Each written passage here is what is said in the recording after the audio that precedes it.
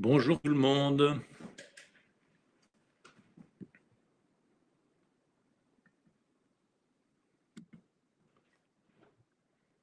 Bonjour, bonjour. Soyez les bienvenus. Merde, ma connexion Internet n'est pas bonne. Voilà, j'espère qu'elle est meilleure. Voilà, on m'a coupé la fibre. Et du coup, je suis en partage de connexion avec mon téléphone sur la 4G qui va et qui vient, et c'est pas terrible. J'espère que ça ne nous gênera pas pour ce séminaire, ce webinaire. Est-ce que vous m'entendez bien, s'il vous plaît? Est-ce que quelqu'un dans le chat peut me confirmer qu'on m'entend? Voilà, super, merci. Soyez les bienvenus. Vous êtes 66 à l'heure qu'il est. La salle ne contient que 200 places. J'espère que tout le monde trouvera une petite place.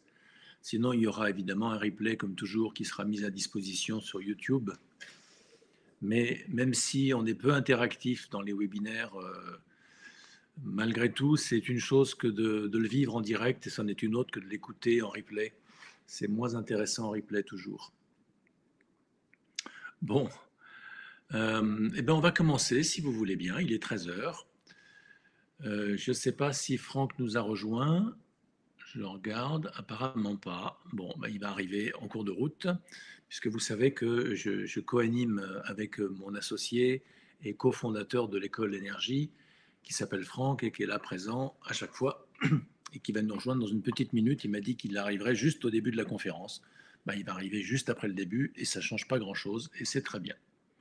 Alors, la question qui se pose, le voilà. La question qui se pose est de savoir si vous êtes fait pour être coach. Alors, certains d'entre vous sont déjà coach et ne se posent pas forcément de questions. Certains d'entre vous se demandent s'ils vont devenir coach, etc. Ils ont bien raison de se poser la question parce que le coaching est en effet un métier absolument génial. On est payé pour accompagner des champions. Le coaching, ça vaut cher.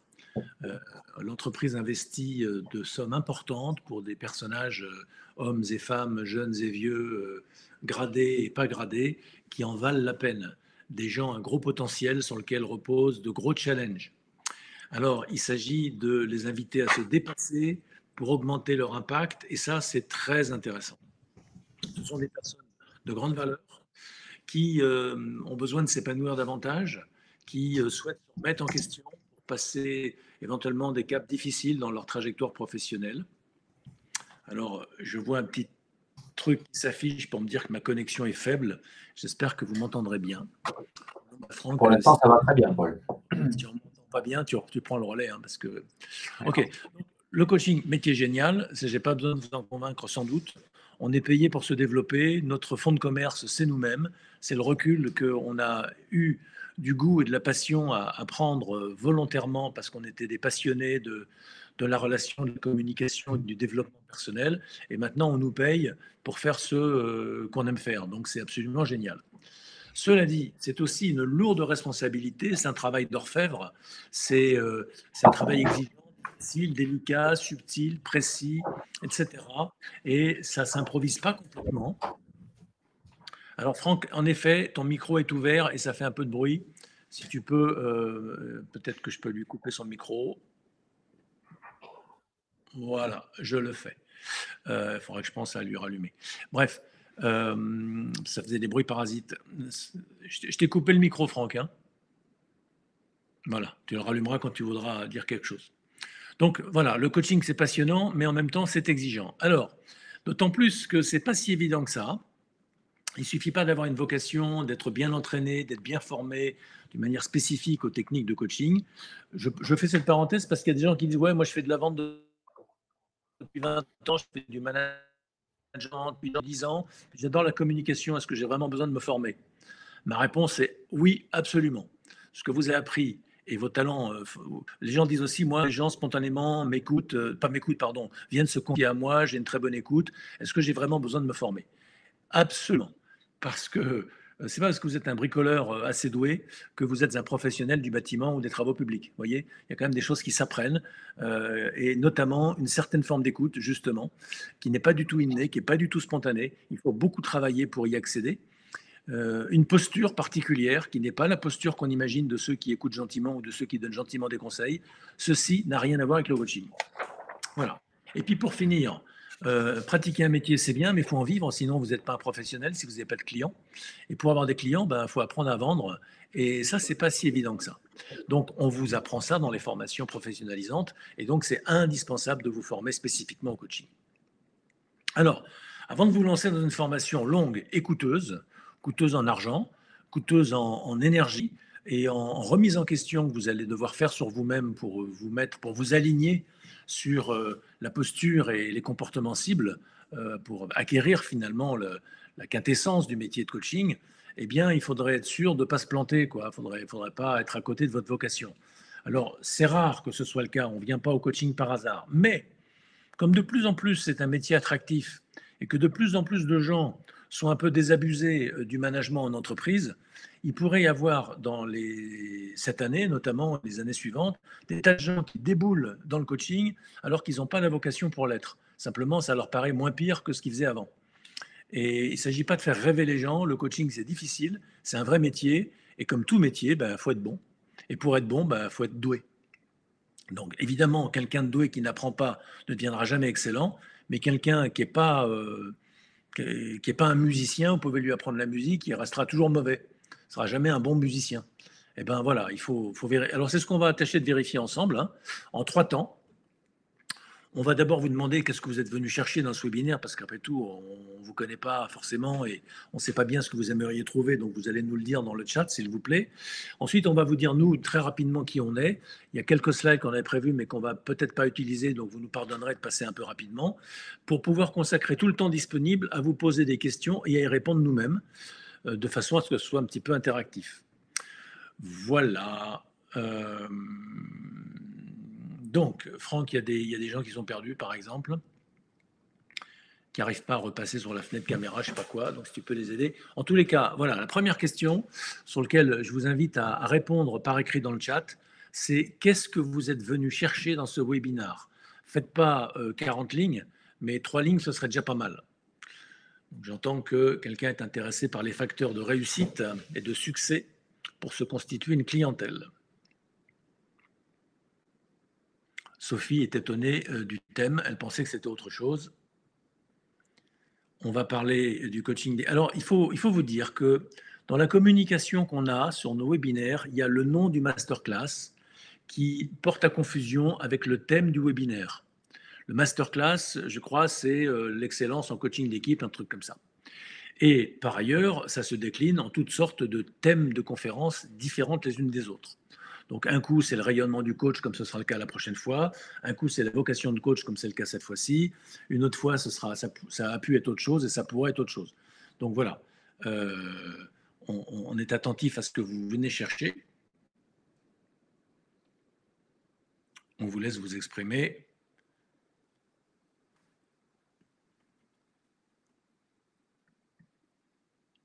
OK, comment vivre de ce métier? Alors, nous allons animer à l'EMCC une conférence très prochainement, le 15 septembre à 18 h, pour ceux qui sont adhérents à cette fédération ou qui simplement, je crois, peuvent participer de façon libre, mais en payant, voire un peu plus cher que les autres. Je crois que pour les adhérents, c'est 5 € la conférence, et pour les autres, ça va être, je ne veux pas dire de bêtises, mais à peine plus cher. On va faire une conférence spécialement sur la prospection, spécifique au coaching. Voilà. Donc, j'entends bien que vous êtes tous intéressés par le coaching d'équipe particulièrement. On va mettre le focus dans nos échanges sur la dimension équipe. Donc, merci Renaud Florian de nous dire que c'est 15 € pour les non-adhérents. Alors non, on ne va pas vous donner des clés pour mieux coacher vos équipes. Ça, c'est dans les conférences Green. Et dans les conférences énergie, on s'adresse à des coachs ou des apprentis ou des futurs coachs qui parlent de coaching d'équipe et de coaching individuel. Mais les clés pour les managers, on les partage dans un autre cursus, le cursus Green, G-R-Y-N. Et dans énergie, on s'adresse à des managers qui veulent devenir coach, à des coachs qui veulent se perfectionner. Et évidemment, on partage parfois des clés de coaching d'équipe, donc ça peut intéresser les managers, y compris s'ils ne veulent pas devenir coach. Mais Cette fois-ci, c'est sur la vocation, donc ce n'est pas sur les clés de coaching d'équipe. Voilà. Donc, je vous invite à lire les commentaires que Franck vous fait parce que on lui a coupé le sifflet, mais néanmoins, il a pour mission, pendant que je parle, de répondre par écrit dans le chat à vos questions. Et j'ai bien l'impression que ma mission va être plus compliquée que la tienne parce qu'il y a beaucoup de questions. Exactement. Et ce que je voulais dire, c'est que je voulais rassurer effectivement en certains cycles, effectivement sur le coaching d'équipe. Il se trouve que là, la thématique qu'on a choisie aujourd'hui, c'était suite à des questions qui avaient été posées la dernière fois, hein, parce que ça évolue aussi en fonction de vos remarques. On a toujours parlé de coaching d'équipe dans les conférences précédentes et ça sera le cas dans les prochaines et ça sera le cas dans celle-ci aussi, mais au travers de l'angle de est-ce qu'on est fait pour être coach complet, hein, parce que pour nous, on ne fait pas tellement de différence entre le coach d'équipe et le coach individuel, comme on va le voir juste après, mais on considère qu'effectivement, un bon coach, c'est un coach qui est complet. Un coach individuel doit comprendre ce que c'est que le coaching d'équipe, un coach d'équipe doit savoir ce que c'est que le coaching individuel.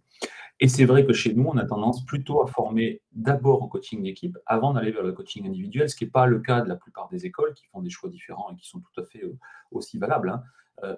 Mais un de moins. Mais en tout cas, voilà, on parlera de coaching d'équipe, mais c'est vrai que la thématique, puisque c'est en 45 minutes, on ne peut pas parler de tout, il y a eu plein d'informations données sur le coaching d'équipe dans les précédentes conférences, et puis ça reprendra sur les prochaines. Voilà.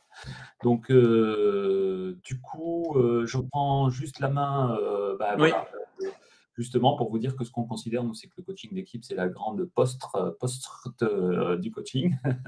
On a laissé échapper une petite faute. Et ça, on y croit. Alors, on y croit. On y croit d'abord par expérience, en fait, hein. Il se trouve que Paul et moi, on a démarré le coaching par le coaching d'équipe. Donc, c'est un peu pour ça qu'on a aussi cette croyance-là. Vous savez que les croyances sont autoconfirmantes. Nos croyances viennent de notre expérience et ensuite, une fois qu'on a ancré une croyance, forcément, on vérifie tout le temps que cette croyance est vraie. Beaucoup plus confortable que de vérifier qu'elle est éventuellement un petit peu fausse. Mais on le constate aussi parce que, pour tout un tas de raisons qu'on avait évoquées, je crois, dans la première conférence, c'est pour ça que je ne vais pas les redonner, ou en tout cas, si je les redonne, un pétard de moustique qui me tourne autour, pardon, si je les donne, ça sera rapidement, comme le disait Paul. Nous, on trouve que ça vient booster en fait les compétences de coach individuel. C'est-à-dire que ça nous oblige à avoir une approche plus systémique et plus stratégique des clients. Ça nous amène en fait à avoir une prise de recul et j'allais dire de compréhension rapide des enjeux du client. Alors, vous savez qu'en coaching, on ne cherche pas à comprendre le problème du client, mais il faut bien comprendre au moins quels sont les enjeux qu'il a et quelle est la direction dans laquelle il nous attend. Et donc, le coaching d'équipe permet d'avoir des portes d'entrée dans les entreprises qui sont par le domaine d'un patron d'équipe qui se poserait au départ peut-être des questions un peu plus stratégiques, orientation business, etc. Et nous, on va amener le processus de coaching d'équipe tout doucement pour lui dire, mais en fait, toutes ces questions que vous êtes en train de vous poser, vous avez la réponse avec votre équipe. Et nous, on vous propose non pas d'y répondre à ces questions, mais de vous apporter le process qui va faire que votre équipe va savoir y répondre. C'est toute la différence qu'on aura sur le coaching d'équipe. Voilà. Et du coup, ensuite, ce matin, on lançait d'ailleurs un cycle, hein. Il y avait un lancement de cycle juste avant vous, c'est pour ça que j'étais tout juste à l'heure. Les participants, certains faisaient déjà du coaching d'équipe. Il y en a une qui me disait, coach d'équipe, c'est un truc de dingue, quoi. Quand on fait un coaching d'équipe sur une journée, on est non-stop. Et je disais, oui, c'est vrai, on est non-stop. Parce qu'en permanence, on est en prise avec l'équipe. Et puis, à chaque fois qu'il y a une pause, il y a des membres de l'équipe qui viennent vous voir, qui vous posent des questions, qui en fait se font coacher dans le décor. Et ça peut être très important de le faire, puisque ça peut être le patron de l'équipe, ça peut être une personne clé qui est en train d'être, par exemple, en opposition ou en résistance. Donc, on va devoir utiliser en permanence les deux. Et si vous êtes en train de coacher en individuel, le fait d'avoir une bonne connaissance du coaching d'équipe vous permet d'avoir une ouverture plus claire et plus facile à toute la dimension systémique du coaching individuel qui ne manque pas d'apparaître. Donc pour nous, ce sont effectivement deux faces de la même pièce de monnaie. Et donc, on ne les dissocie pas l'une de l'autre, on les associe profondément. Et on estime donc du coup qu'il faut se former tout autant au coaching d'équipe qu'au coaching individuel. Alors, le constat qu'on a fait avec Paul, c'est que dans la plupart des formations, on effleure le coaching d'équipe et on se forme très bien en coaching individuel. Voilà. Donc, nous, ça a été un petit peu notre choix différent. C'était une manière à la fois de bien vous conforter dans l'idée qu'on est bien en train de parler de coaching d'équipe ici, même si l'angle qui a été choisi aujourd'hui, c'est pas des techniques de coaching d'équipe, mais est-ce que je suis fait ou pas pour ce métier? C'est là que je te repasse la main, je crois, et que je m'occupe du chat, non? Ah oui, voilà, non, je devais terminer en disant ça, c'est qu'effectivement, bien entendu qu'on n'a pas la prétention dans un webinaire de pouvoir répondre à toutes les questions qui sont posées, d'autant plus que là, je vois qu'il y en a un paquet. Donc je vais m'attacher, moi, pendant que Paul va reprendre la parole, de répondre à tout ce que je peux. Mais vous avez la possibilité de venir poser vos questions au cours d'un entretien individuel pour justement regarder si vous êtes compatible ou pas avec les programmes de formation qu'on propose. Alors c'est bizarre de le dire comme ça, mais en fait c'est juste pour vérifier que ce que vous cherchez, nous on sera capable de vous l'apporter, et que ce que nous on vient de chercher aussi avec des promotions, bah, vous allez être dans les clous pour poursuivre la formation. Je prends un exemple, c'est vrai qu'on ne forme pas des coachs d'équipe pour travailler sur des groupes de personnes pour des problématiques privées. Nous, on est RNCP, coach professionnel, c'est le choix qu'on a fait, donc on va beaucoup parler de l'entreprise. Donc on vérifie que vous avez un minimum de connaissances sur l'entreprise, par exemple.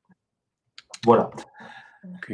Vous êtes 135 personnes présentes en ce moment, donc effectivement, si chacun pose des questions, mais n'hésitez pas à le faire parce que ça nous inspire d'une part pour vous répondre en live maintenant, mais également pour les prochains webinaires qu'on pourra faire. Alors, quelqu'un pose la question, est-ce qu'il y aura un Je m'en replay? occupe. Oui, très bien. Mais Ouais. aujourd'hui, en tout cas, on va se poser 3 questions. Quels sont les points clés qui caractérisent la vocation d'un coach, et notamment d'un coach d'équipe? Qu'est-ce qui vous permettra de penser à vous, mais que vous avez bien raison, d'être coach ou de persévérer dans ce métier ou de vous lancer dans ce métier? Si éventuellement vous avez des difficultés en ce moment en tant que coach, c'est peut-être que vous êtes fourvoyé, vous n'êtes pas dans votre vocation. Peut-être aussi que vous avez un besoin d'être entraîné, boosté sur le plan commercial, et ce qui n'est pas pareil que de ne pas avoir la vocation. Mais la vocation d'un coach, c'est la vocation d'un coach complet, coach individuel et coach d'équipe et vendeur de coaching, malheureusement, quelque part. Parce que le boulanger, il fait du pain, il fait aussi des gâteaux, mais il n'a pas besoin de vendre au porte-à-porte ses petits pains. Or, le coach, il ne suffit pas qu'il mette sur LinkedIn un profil avec marqué coach pour que tout le monde vienne acheter des baguettes et des croissants chez lui. Et donc, ça fait partie de la compétence d'un coach que de savoir se promouvoir, avoir un marketing, avoir une visibilité et savoir transformer les contacts en clients, ce qui est pas la partie la plus facile du métier, en fait. Alors, il se trouve que ce n'est pas non plus la plus difficile, parce que, en gros, beaucoup de coachs ont un vernis de coaching et rien du tout en commercial. Donc, ils disent, je suis bien meilleur en coaching qu'en commercial. Mais le jour où ils deviendront vraiment excellents en coaching, ils se rendront compte que le niveau qu'ils avaient quand ils débutaient était loin d'être celui qu'ils ont acquis entre-temps. Donc, nous, on va vous proposer évidemment de former nos clients, qui sont des participants, des apprentis coachs, aux pratiques de la vente, mais aussi aux pratiques d'excellence du coaching. Donc voilà, quelles sont les compétences d'excellence qu'il faut acquérir et qu'il faut développer pour créer une valeur ajoutée très forte dans vos séances afin que les clients viennent spontanément en fait. Parce qu'ils entendent parler de vous par les clients qui sont contents, qui sont super contents et qui ont super envie de vous promouvoir. Parce que ça a été le jour et la nuit dans leur vie. Voilà, alors il ne faut pas non plus exagérer, on n'est pas des faiseurs de miracles, loin de là, mais un coaching puissant, c'est puissant. Alors voilà, la première question qu'on a envie d'échanger avec vous, si vous voulez bien, dans le chat, quels sont les points clés qui, selon vous, caractérisent la vocation d'un coach? On ne vous prend pas en traite puisque dans la préparation de ce webinaire, on avait déjà communiqué sur ces questions. Donc ceux qui ont besoin de préparation et qui sont tombés sur le document ont pu y réfléchir. Et puis les autres qui n'ont pas besoin de temps, ils peuvent y répondre là maintenant, en live. Et puis on va vous donner nos éléments de réponse dans un instant. Alors, Franck, donc tu réponds aux uns et aux autres, etc. Mais je peux. Oui, ça va vite. Hein. J'entends parler de Je réponds aux sincérance, premières questions en fait, qui ont été posées. Je remonte la file, comme les de, saumons qui remontent le courant. de qualité d'écoute, évidemment, de savoir-être. C'est évident qu'il faut aimer les gens. Il y a une posture, on reviendra sur la neutralité peut-être, en tout cas, il y a une posture spécifique. Il y a aimer faire briller les gens, être authentique, savoir poser des questions, etc. Faire preuve d'une présence. D'une qualité de présence authentique, on vient de le dire, mais une qualité de présence. Il y a évidemment le goût de la relation. Bon, pour ceux qui n'ont pas d'idée sur ce que c'est que la vocation d'un coach, ça commence peut-être à se préciser. Euh, et il faut, quand on dit écoute et empathie, par exemple, évidemment qu'un coach a une bonne écoute, une écoute active, évidemment qu'il a de l'empathie, mais ça ne suffit pas parce qu'il y a d'autres professions qui peuvent, pas s'enorgueillir, mais s'adosser à ces compétences et pourtant, ils font un tout autre métier. Un consultant a aussi une très bonne écoute. Un psychanalyste a aussi une très bonne écoute. Qu'est-ce qui différencie le coaching de tout ça? En quoi la vocation d'un coach est-elle différente? Voilà. Il y a, je vois passer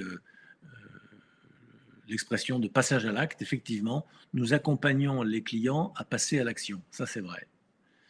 On les accompagne dans le développement de leur leadership. Et du coup, il faut nous-mêmes en avoir un échantillon sur nous du leadership.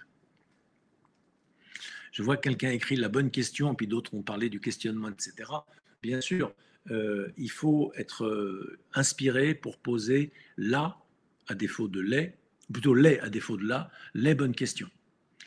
Il faut une capacité à interroger le client, et on en parlera dans un instant, d'une manière impertinente, c'est-à-dire qu'il le sort du champ de sa pertinence antérieure, afin qu'il l'élargisse et qu'il accède à une vision plus large, où il voit plus d'options, parce qu'il a une analyse et une perception de données élargie.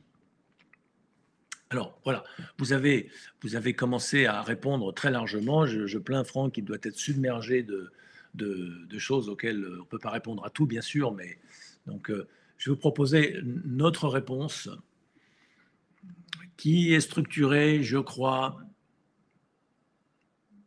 en terreau-air-feu pour ceux qui connaissent un peu notre symbolique, mais je vais faire l'abstraction de ça puisque je n'ai pas mis le code couleur. Alors, premièrement, il y a le respect de l'altérité, sans jugement et sans chercher à changer l'autre. C'est extrêmement important parce qu'on pourrait dire un coach, c'est là pour aider les gens à changer. Donc, mon métier, c'est de changer les gens. Eh bien, absolument pas. Mon métier, c'est d'accompagner les gens à être ce qu'ils sont. Voilà. Mais dans ce qu'ils sont, ils ont le souhait eux-mêmes de changer de comportement et non pas de changer leur être. Et donc, on les accompagne à changer leur comportement, mais pas à changer ce qu'ils sont.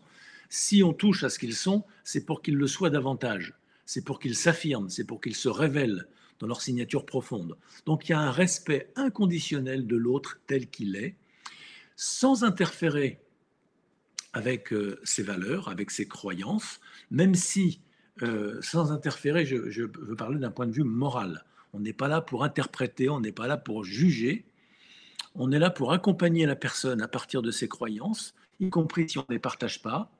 Simplement, on va lui proposer de challenger ses croyances dans la seule mesure où ces croyances seraient une entrave à l'atteinte de ses objectifs. Et c'est souvent le cas. La personne, elle a 100 000 croyances, parmi lesquelles il y en a 3 qui la gênent. Eh bien, on va travailler sur ces 3-là. Les autres, on ne s'en occupe pas. Voilà, donc il n'y a pas d'interférence avec le système du client, on n'est pas là pour le juger, on n'a pas de projet pour le client, on ne se dit pas « Ah, celui-là, celle-là, ça lui ferait du bien d'eux, donc je vais lui proposer telle séance. » Ou je vais lui faire tel apport, ou je vais lui poser telle question. Je n'ai pas d'intention pour mon client. Je propose une relation authentique où je suis moi-même et je porte un regard sur ce qu'est l'autre vraiment en lui-même, sans chercher à le changer. C'est pour ça que c'est si reposant d'être avec un vrai et un bon coach, parce qu'il ne cherche pas à nous changer, il ne pose pas d'étiquette sur nous, il ne nous juge pas, il ne nous manipule pas. Il ne manipule pas la relation, il ne manipule pas la situation. Il ne nous invite pas à le faire, d'ailleurs. Alors après ça, on dit pas de jugement, mais alors tu fais quoi? Tu es neutre là, tu es là comme ça, tu regardes les gens, tu fais rien? Ben non, il y a une vraie empathie, on l'a dit, l'empathie c'est la capacité à ressentir ce que ressent l'autre comme il le ressent. Mais plus que ça, il y a de la compassion, parce que l'autre, quel qu'il soit, quand il vient avec un problème, c'est que ça lui fait mal, eh bien, il faut ressentir de la compassion pour la douleur d'autrui. Et des fois, on n'est pas compatissant envers toutes les douleurs. Il y a certaines douleurs qui nous font très peur, et on ne peut pas ressentir de la compassion à l'égard de quelque chose qui nous fait si peur. Donc il faut dire aux personnes, non, ça je ne sais pas faire, ça dépasse mes compétences. Il y a aussi des coachs qui ne sont pas patients, qui ne sont pas très gentils avec tel ou tel genre de personnes. Bon, ben, il faut qu'ils élargissent un petit peu, qu'ils travaillent sur eux-mêmes, hein, mais également qu'ils sachent ce qu'ils ne sont pas et qu'ils ne s'aventurent pas dans des zones d'inconfort extrême pour leurs clients, parce qu'il faut de la compassion pour les douleurs du client et pas de l'indifférence. C'est pour ça que je disais tout à l'heure la neutralité. La neutralité, c'est ni compassion ni pas compassion. C'est ça me regarde pas, ça me concerne pas. Eh bien, si la douleur de client me concerne, la douleur de ce client, c'est ma douleur parce que je suis profondément fraternel. Je suis comme lui, il est comme moi. Même si je suis moi et qu'il est lui ou qu'elle est elle, il n'y a pas de fusion, il n'y a pas de confusion, mais néanmoins, il y a une fraternité fondamentale, un courant d'amitié sous-jacent qui est très perceptible. On ne fait pas ce métier si on n'a pas une amitié profonde pour les braves autres qui sont comme nous en train de galérer dans les déboires de la vie, mais qui, comme nous, méritent bien de s'en sortir et de tirer leur épingle du jeu. Alors, une fois qu'on a bien repéré le processus, on peut se proposer d'accompagner des personnes à s'en sortir. Voilà. Une écoute décalée. Un coach, c'est quelqu'un qui est impertinent, qui est évidemment respectueux, donc absolument pas insolent, mais impertinent parce qu'il décale le regard du client. Donc il faut s'entraîner beaucoup pour acquérir cette compétence d'excellence, on le verra tout à l'heure, mais de toute façon, il faut avoir naturellement et spontanément cette espèce de don pour entendre ce que l'autre dit, entendre ce qu'il ne dit pas, entendre, voir ce qu'il regarde, mais voir aussi ce qu'il ne regarde pas. Du coup, ça donne à penser à des questions pour lui faire changer d'orientation à son regard et à son écoute et à son attention. Voilà. Il faut être, je dis pas, il faut être suffisamment en sécurité en soi pour ne pas craindre la confrontation. Pas avoir tellement besoin de plaire et d'être aimé que du coup on va se compromettre et on va jamais oser confronter l'autre parce que peut-être si je le confronte, il m'aimera plus. Eh bien non, je ne suis pas là pour qu'il m'aime. Ce qui est sûr, c'est que je l'aime et que je suis là pour l'aider, mais je n'ai pas besoin qu'il m'aime en retour. Donc, je n'ai pas besoin de lui plaire. Donc, je ne cherche pas à le séduire. Donc, je n'ai pas peur de lui parce que j'ai rien à y gagner et j'ai rien à y perdre. La seule chose que j'ai à faire, c'est à faire mon boulot le mieux que je peux. Et donc, ça suppose de confronter sans dureté, avec tact, avec bienveillance, mais avec fermeté et une précision chirurgicale quand c'est nécessaire. Voilà, alors il faut que vous sentiez en vous si ces compétences-là, si ces qualités, si ces caractéristiques résonnent pour vous ou pas.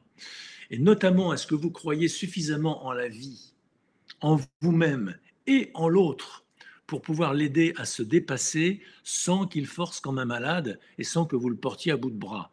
Voilà, si vous dites oh, la vie c'est pourri, moi je suis pas terrible et puis les gens c'est tous des cons, ne venez pas faire du coaching. Si vous faites du coaching, si vous voulez avoir une chance de réussir, c'est qu'il faut avoir en vous, spontanément, parce que ça ne s'apprend pas, ça. Ça peut se reconnaître à force de travail sur soi, mais vous mettrez toute une vie pour découvrir ce qu'un coach a au naissant et qu'il développe toute sa vie ensuite. Tandis que quelqu'un qui ne l'a pas, il va mettre toute sa vie pour y arriver. Puis ensuite, il n'aura pas assez de temps pour le développer. Donc, il faut avoir ça en soi, dans son ADN. La vie est belle, la vie est bonne, la vie est positive. Un coach, c'est quelqu'un de positif et d'optimiste par essence. Il croit pas forcément en lui. Les coachs sont des gens vulnérables, qui ont des fragilités, qui ont des fractures des fois, et qui doutent d'eux-mêmes. C'est pas grave, j'en connais d'excellents qui doutent toujours d'eux-mêmes, mais par contre, ils doutent pas de l'autre. Et ils doutent pas du processus du coaching. Ils ont une confiance absolue en la capacité du coaching à sortir le client du marasme dans lequel il s'est enfermé tout seul, ou dans lequel la vie l'a mis dans un coin sombre. Alors voilà, si vous avez confiance en ça au fond de vous-même, alors vous aurez la sécurité et vous trouverez les moyens d'aider vos clients. Et après ça, on vous apprendra les techniques, bien sûr. Mais il faut d'abord avoir ce point d'appui en vous-même. Sinon, les techniques, elles vont s'adosser à un point mou en vous, un point de doute. Vous utiliserez les techniques, mais avec un vieux doute à l'intérieur de vous qui feront qu'elles ne seront pas opérantes. Votre projection n'aura pas de force, n'aura pas, et donc elle manquera d'impact. Pour qu'elle ne manque pas d'impact, il faut que ça parte de votre centre et votre centre soit tranquille et puissant. Voilà. Il y en a d'autres des points clés. On a choisi de mettre en évidence cela parce qu'ils nous paraissent essentiels. Et puis, qu'est-ce que vous voulez, on ne se refait pas. Ça fait partie de notre ADN que de penser comme ça, mais dans d'autres écoles, on pense peut-être autrement, c'est possible. Vous nous direz un jour, quand vous aurez fait tous les webinaires de la Terre, en quoi le nôtre diffère de ceux des autres. En tous les cas, nous, on n'a pas le temps de faire ceux des autres, on n'a déjà pas le temps de faire les nôtres. Alors voilà ce qu'on vous dit. Et puis voilà, on espère que ça vous parle et que ça vous inspire. Est-ce que je peux passer à la question suivante, les amis?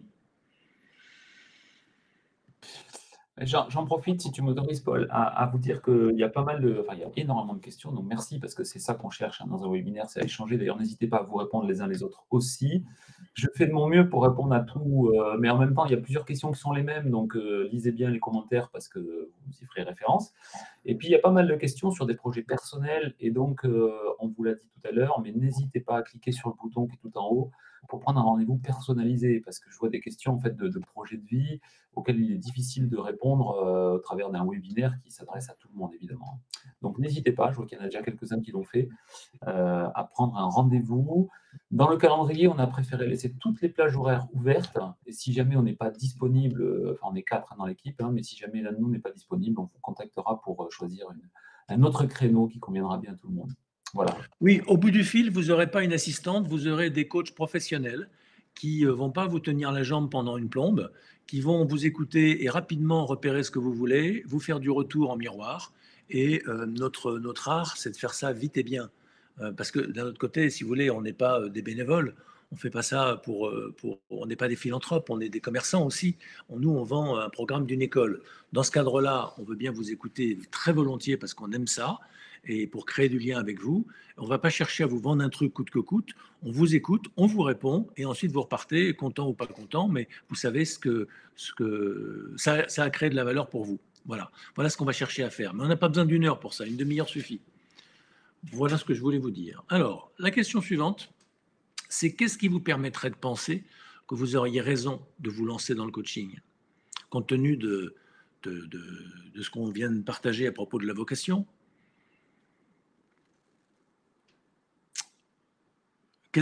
Une autre façon de poser la question, c'est quelles sont les conditions vraiment nécessaires pour réunir toutes les chances de réussite dans ce boulot?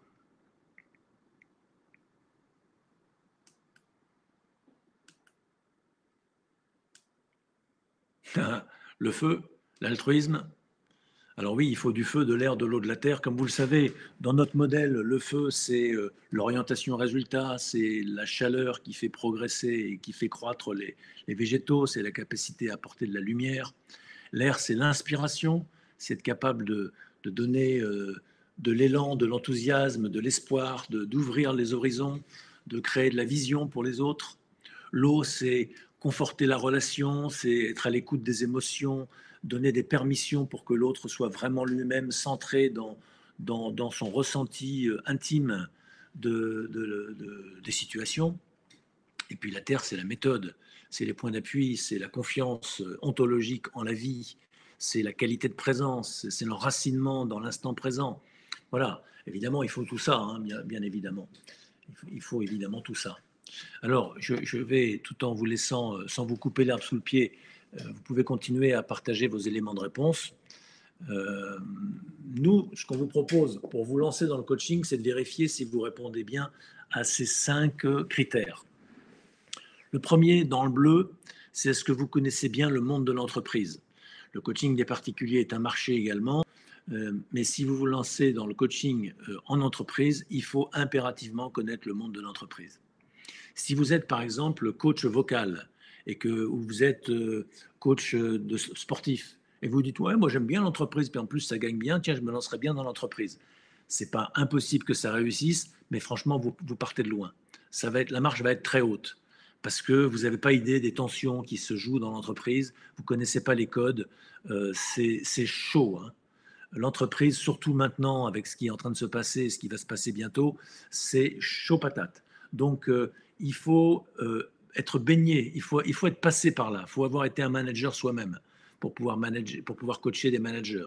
Il faut avoir été un dirigeant pour pouvoir coacher des dirigeants. Ce que je dis n'est pas absolu, parce que si on allait plus loin, il faudrait avoir été un directeur financier pour coacher un directeur financier. Or, c'est faux. Mais il faut connaître un peu le milieu de l'entreprise, un peu, voire beaucoup.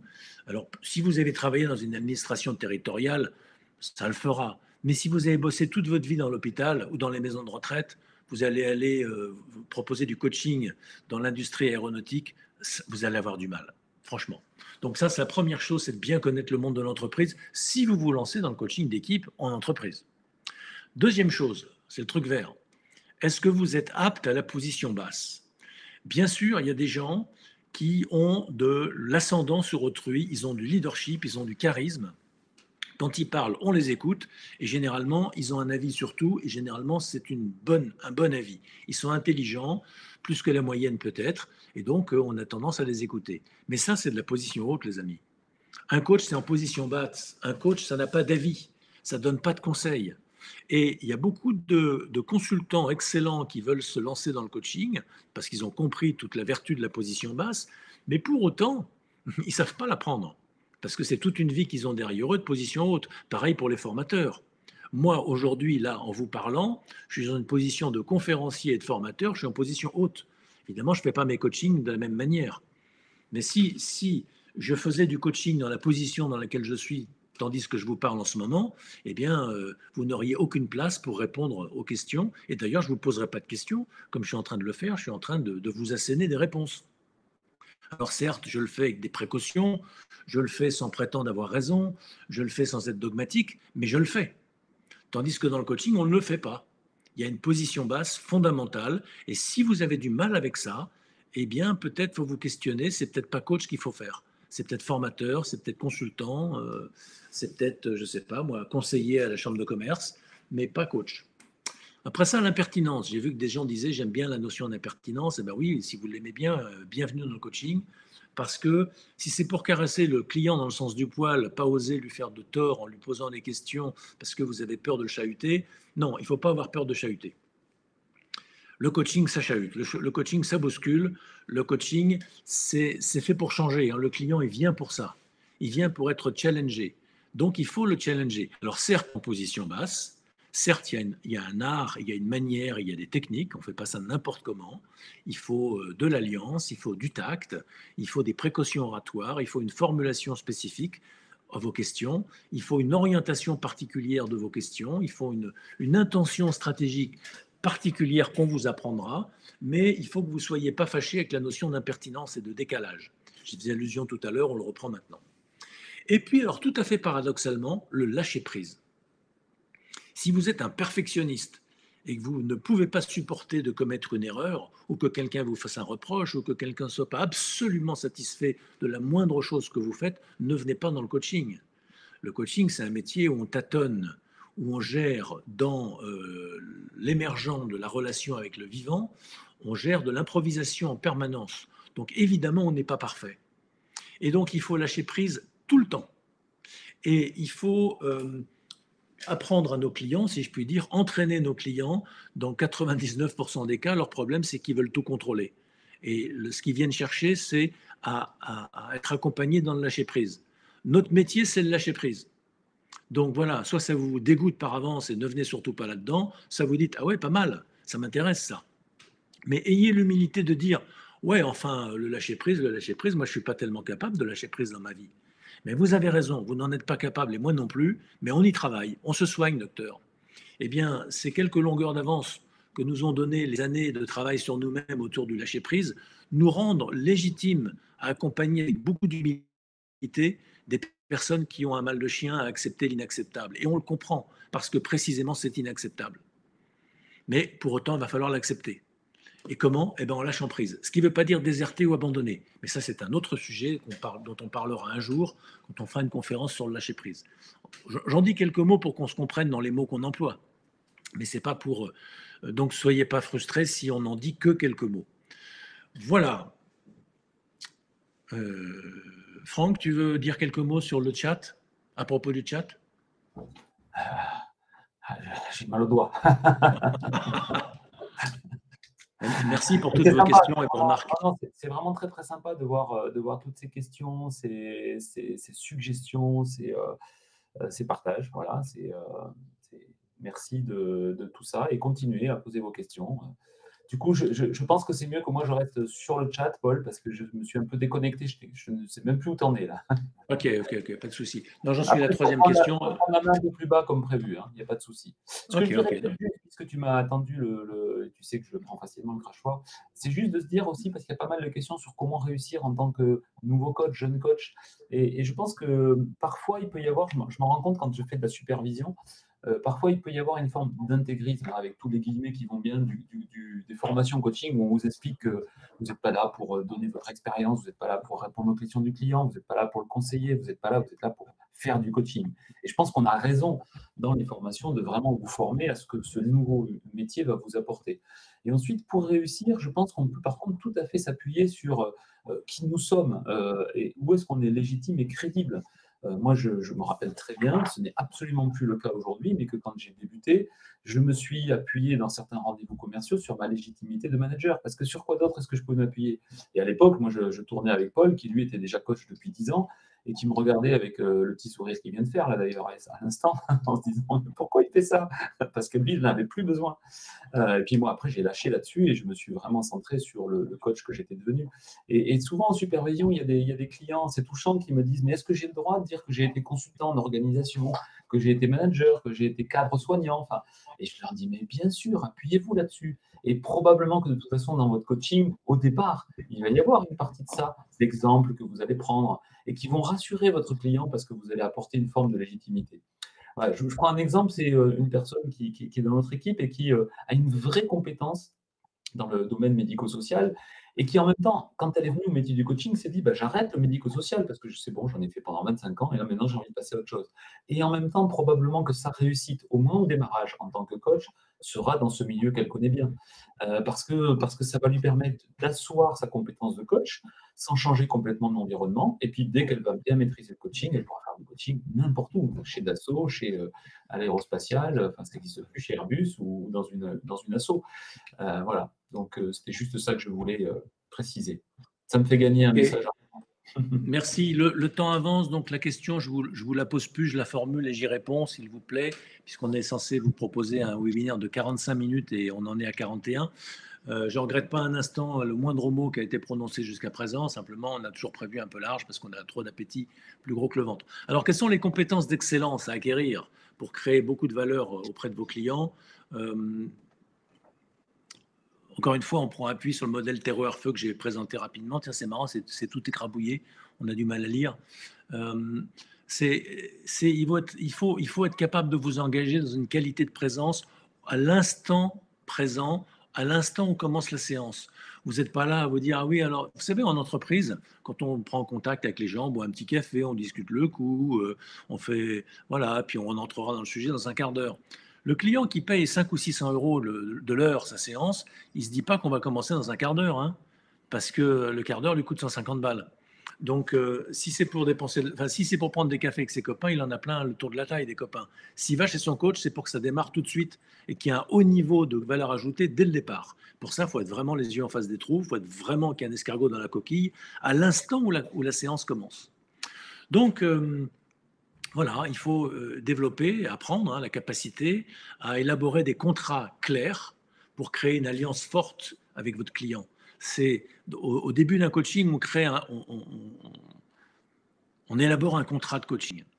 Et au début d'une séance, on élabore un contrat de séance. Et au début d'une séquence, on valide le contrat de la séance du coaching. Et donc, voilà, il faut être un expert dans la capacité à ne pas discuter pour discuter. On ne fait pas des bavardages, on fixe des objectifs. Quand je dis on fixe, on invite le client à se fixer des objectifs et à chercher des options pour créer des solutions qui vont atteindre les objectifs. Et on commence tout de suite, pas dans un quart d'heure, c'est maintenant. Voilà, ça c'est pour la Terre. Donc vous imaginez bien que ça s'apprend et qu'il faut être bon parce que quand ça commence, le compteur tourne. L'eau, c'est la relation authentique. Si vous êtes abrité derrière un rôle et un masque et une tenue de coach pour faire comment dire, des mouvements de marionnettiste, vous ne serez pas crédible. Il faut être authentique. Vous êtes à la ville comme on dit, comme à la campagne. Ras des villes, ras des champs, vous êtes le même. Vous devez être coach tout le temps. Vous devez être dans une vulnérabilité, comment dire, assumée et être, comment dire, fragile et fort. Et votre force, c'est le fait que vous assumiez vos fragilités. Voilà, donc ça, c'est être authentique. C'est ne pas se cacher derrière un rôle, pas faire croire qu'on est neutre, pas faire croire qu'on est extérieur, pas faire croire qu'on est supérieur, ni qu'on est inférieur. On est à parité, on est dans une relation qui vise à découvrir les limites et les leviers pour créer des prises de conscience. Et ben ça se fait quand on est dans une relation de partenariat. Et il faut y aller, là encore, assez fort. L'air. L'air, on a dit tout à l'heure que c'est l'inspiration, c'est la vision, c'est l'impertinence. Ben oui, il faut être capable d'ouvrir le cadre de référence du client. Il faut être suffisamment impertinent, gonflé et malicieux pour, avec beaucoup de gentillesse et beaucoup d'humour, décaler les certitudes du client. Il faut aller l'attaquer là où il se croit inattaquable. Donc c'est chaud, hein, c'est sûr. Hein. Mais voilà, ça, il faut être excellent là-dedans. Il y a un art pour ça. Je ne vous garantis pas que vous le maîtriserez la première année de la formation, ni la troisième année de votre pratique, mais chaque année, vous progresserez et vous deviendrez un maître dans cet art-là au fur et à mesure que vous le pratiquerez. Plus vous aurez de clients, et non pas 3 ou 4 par an, mais une quarantaine par an, au bout de 10 ans, vous commencerez à toucher un peu de maîtrise. Voilà. Comme dans tout métier d'ailleurs, hein, si vous étiez ingénieur et qu'on vous dise, au bout d'un an de stage, vous allez être le champion des ingénieurs, on se foutrait de votre gueule. Eh bien, nous, on ne se fout pas de la vôtre, on vous dit non, vous serez excellent dans 10 ans. Mais en attendant, pour être excellent dans 10 ans, il faut bien commencer la première année. Et pour ça, il faut bien vous former. Bon, ben voilà, tout escalier a une première marche. Osez mettre le pied sur la première, et c'est passionnant de la première à la dernière. Voilà, enfin, savoir s'effacer. On n'est pas là pour briller, quelle que soit notre expertise. On est là pour faire briller le client. Quelqu'un l'a dit dans le chat tout à l'heure, j'étais complètement d'accord avec ça. Si vous n'avez pas envie de faire briller les gens, si vous avez trop besoin de prendre la lumière, devenez formateur, devenez showman, devenez speaker motivationnel, mais ne vous prétendez pas coach. Un coach, c'est pas là pour prendre la lumière, c'est là pour orienter le faisceau sur l'autre. Vous tendez le miroir vers l'autre. Et l'autre, le sujet du coaching, c'est pas vous, c'est le client. Voilà, donc il s'agit d'engager le client dans l'action. Des fois, le client se complaît à ressasser ses problèmes, à les analyser dans tous les sens, à inventer des solutions les plus farfelues, les plus créatives possibles. On n'est pas là pour ça, Coco, on est là pour passer à l'acte. Donc, quelle décision tu peux prendre et comment tu la mets en œuvre? Pour ça, il y a peut-être besoin d'analyser un peu, pour ça, il y a peut-être besoin d'écouter les émotions, pour ça, il y a peut-être besoin de ressentir des choses, c'est possible, mais la finalité, et on démarre par là dans le coaching, la finalité, c'est la décision et l'action. Parce que ce qu'on veut, c'est du résultat. Voilà. Voilà les compétences qu'il faut acquérir pour vous entraîner à mort, pour que vous soyez d'autant plus vivant. Donc là, Franck, j'en ai fini, et toi aussi, Daniel. Je me permets de remettre, puisque ça a été demandé plusieurs fois, le lien pour s'inscrire à la conférence que Paul et Thibaut vont animer jeudi soir sur les défis de la vente du coaching, de la prospection et comment faire. J'espère que je suis sur la bonne d'ailleurs. Hein, mais, sinon, vous allez sur le programme de l'EMCC et vous verrez. C'est la bonne. Et je vous mets aussi, je le remets pour tout le monde, le lien vers Green, les conférences Green, puisque plusieurs demandaient quelle était la référence. Voilà. Et donc, en fait, on termine parce qu'on avait des choses encore à partager, mais comme on est dans une masterclass, on les partagera la prochaine fois, en vous rappelant qu'on peut prolonger cet entretien, comme je l'ai proposé à plusieurs, par un petit moment individuel. Vous étiez déjà une quinzaine à avoir pris un rendez-vous, donc n'hésitez pas à cliquer. C'est le bouton rouge en haut de votre écran, prendre rendez-vous, cliquez ici. Ou si vous ne trouvez pas, vous nous laissez votre numéro de téléphone dans le chat et puis ça le fera aussi, on vous rappellera. Voilà. Prochain webinaire, donc, tu avais mis ça et c'est parti. On parlera des clés du rayonnement personnel dans le coaching, hein, donc les clés pour les coachs, comment est-ce qu'on rayonne, autant au niveau des équipes que du coaching individuel. C'est le 10 octobre et de 13h à 13h45. Et voilà. Merci beaucoup les amis, c'est toujours un peu frustrant parce que ça va très vite, c'est très rythmé, mais c'est aussi la rançon de ce format qui est sympathique parce qu'on n'a pas le temps de s'ennuyer, de s'endormir. Donc à la prochaine. Le 7 octobre, la conférence que certains ont trouvée, c'est justement la conférence Green dont on parlait. Il y en a une le 7 sur Green, il y en a une sur le 10 sur énergie. Sur le 7, elle s'adresse aux managers. Ce n'est pas la peine qu'il y ait 150 coachs qui viennent parce qu'ils ne vont pas y trouver leur compte. Qu'ils viennent le 10 plutôt. Et du Voilà. coup, je remets, puisque apparemment il y en a qui n'ont pas trouvé, je remets celle du 10 octobre dans le chat tout de suite. Ça sera fait. Voilà. Clac. Ça, celle que je viens de mettre à l'instant, c'est celle du 10 octobre. Voilà. Oui. Bon, ben merci les amis. Au revoir. Et à bientôt. Au revoir. À bientôt. On raccroche pas tout de suite parce qu'on ne veut pas être mal poli. Non, c'est sympa de vous voir mettre vos commentaires de fin.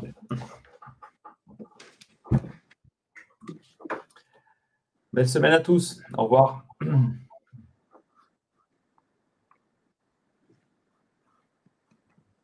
Bon, ben voilà Franck, on a fini je crois. Hein. Il faut que tu fermes la conférence. Ben, j'ai l'impression que ça a été fait. Non, non, non. Je Oui, le termine l'événement. replay sera envoyé.